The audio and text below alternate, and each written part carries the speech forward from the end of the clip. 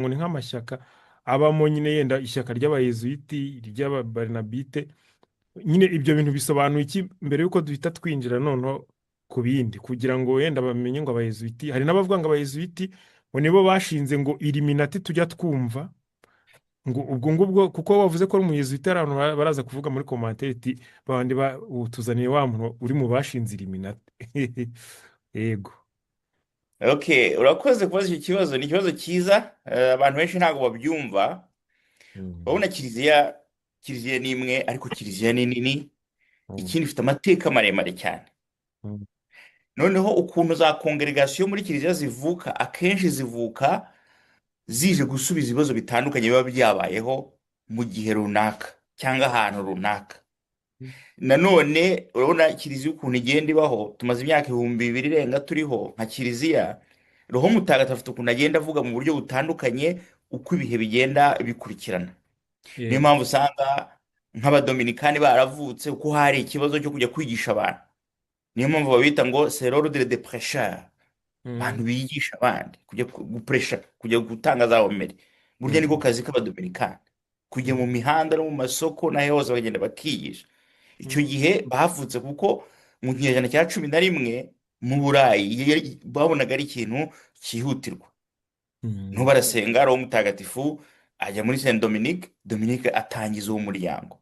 None mm, agenda akurura abantu bumva ko nabo bakeneye gukora ibyo bintu kugira ngo kiliziya itere imbere.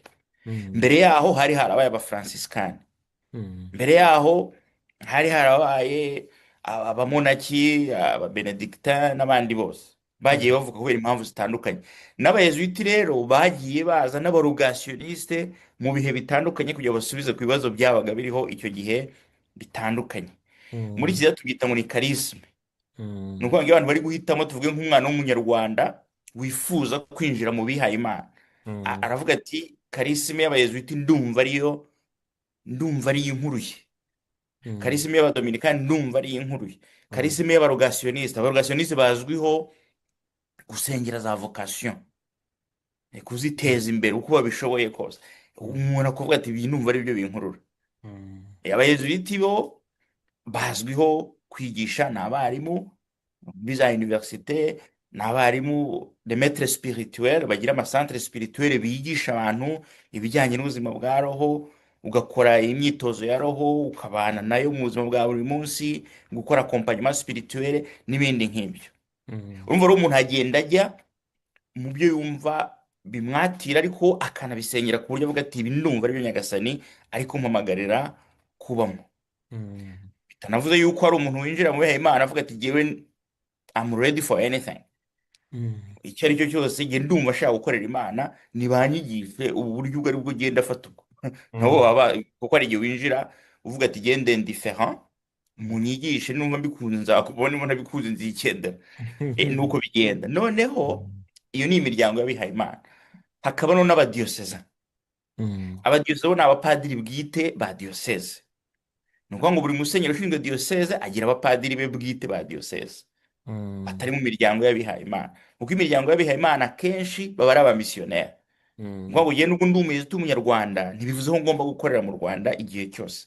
Ako kantu Ushobora no kubiha. abamisiyoneri nabyo bivuze iki? Hari abantu nabwo bavuga ngo abapadiri ngo bera ngo bari abamisiyoneri, ubwo namwe muri Eh, abamisiyoneri ubwo bivuze iki?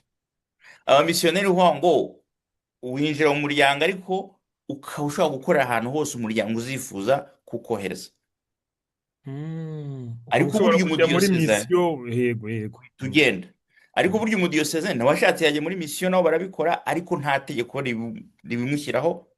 Mm, Umudiyoseze avuga ati ngewe ninjiye muri diyoseze yanjye ya Butare, nzibera hano na musenyeri n'abantu banjye nkora akazi, akibera iwabo nyine akaba stable. mm, Naho twicyo cyane cya stabilité, twebwe icyo kintu ntacyo tugira.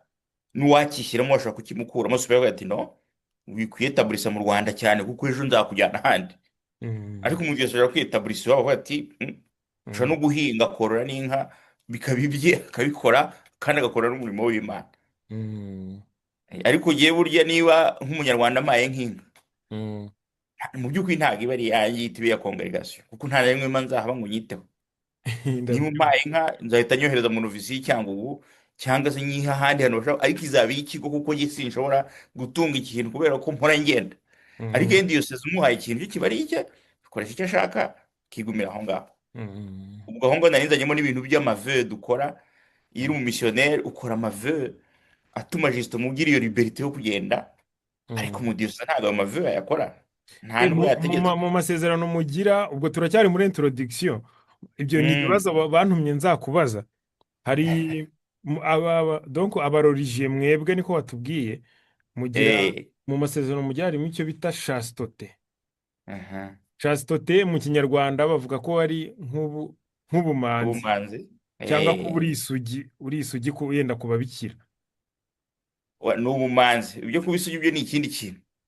Ibyo Ego. ni ibyo kwa muganga cyangwa se Eh, isugi noneho spirituel n'ubumanzi. mm, abadiyoseze turacyari muri introduction. Abadiyoseze bo aho ngaho mwe musezerana chasteté, bo basezerana icyo bita seriba. Aha. Seriba ubu iyo tugenda mu bigenda mu byo mu bushakashatsi, seriba ni ukuba nkunge ntabwo nkiri muri eta seribateri, ndi mariye, Ufite umugore.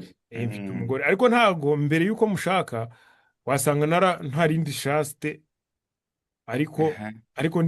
ndi seribateri. Ubwo ni ukuvuga ko aho mu byo mutandukana naho n'abadiyoseze bo, ashobora no kuba afite umugore ariko batarasezeranye, kugira ngo akomeze abe muri iyo leta seribateri, ariko wowe utabyemerewe.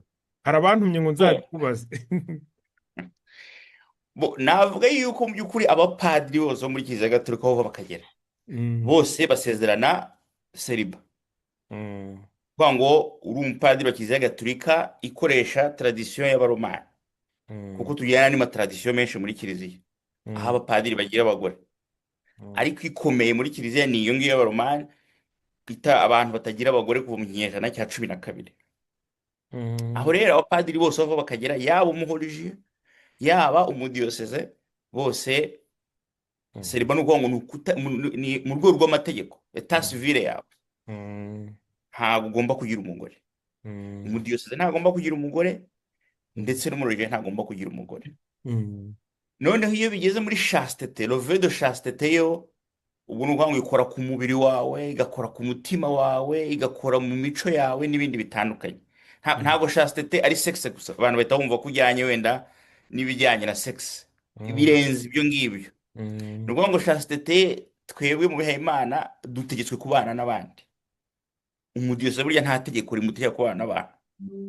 Ashatse yakubaka inzu ye akayibamo wenyine, akorora inka ze, akazanamo mushiki we cyangwa se akazanamo mama we bakibanira, ibyo umudiyoseze arabyemerewe. mm, Twebwe abarorije ntabwo ibyo tubyemerewe. mm, Ariho chastete igera ikagera no ku mutima, ari naho bavuga bati niyo mpamvu iyo chastete ntugomba kuba atashe ku bintu, niko navuga. mm, Ariko urumva baba bari guprepara kuzaba umumisiyoneri. Ni ukuvuga mm, ngo niba ndi umunyarwanda mba muri kominote, iyo chastete ifasha ibintu byinshi. Simbatashe ku modoka, simbatashe ku mafaranga, simbatashe ku cyumba iki n'iki, simbatashe ku tuntu tunutu, bikazamfasha ngo nibantuma mpaguruke ngende. mm, Donc chastete c'est au niveau nkuko nabivuze y'umutima, au niveau y'umubiri, ndetse n'uburyo utekereza ubuzima bwawe, kumva ko donc ugomba guhora uri ready yo kugenda. mm, Ariko seriba yo ni au niveau de l'état civil. mm. Ariko Ni ntago nk'uko itegeko. nabivuze umudiyoseze, ibyo bintu byashatse byo kuvuga ngo agomba kwibombarika, niba abana n'abandi bapadiri agiye gutya, abishatse yabikora, ariko nta n'itegeko ribimusaba. Mm. Twe ariko ntago twe n'itegeko ntago ari ukuvuga ngo ni uko ubishaka.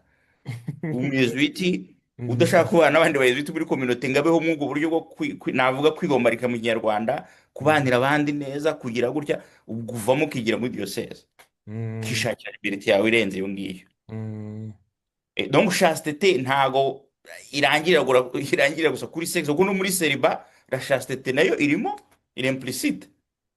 mm. No muri No muri seriba la chastete ya sexe nayo irimo, iri implicite. Ni ukuvuga ngo niba muri etat civil utemerewe kugira umugore, mm. nta nubwo wemerewe nyine kubana n'umugore.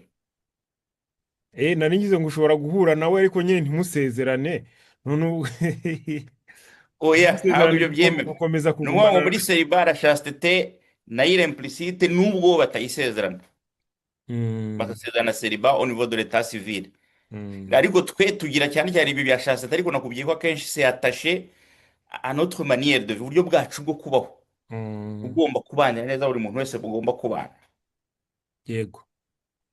Nibyo. Mm. Padi, introduction reka tuyivemo. Nkunda kuvuga ko Aha.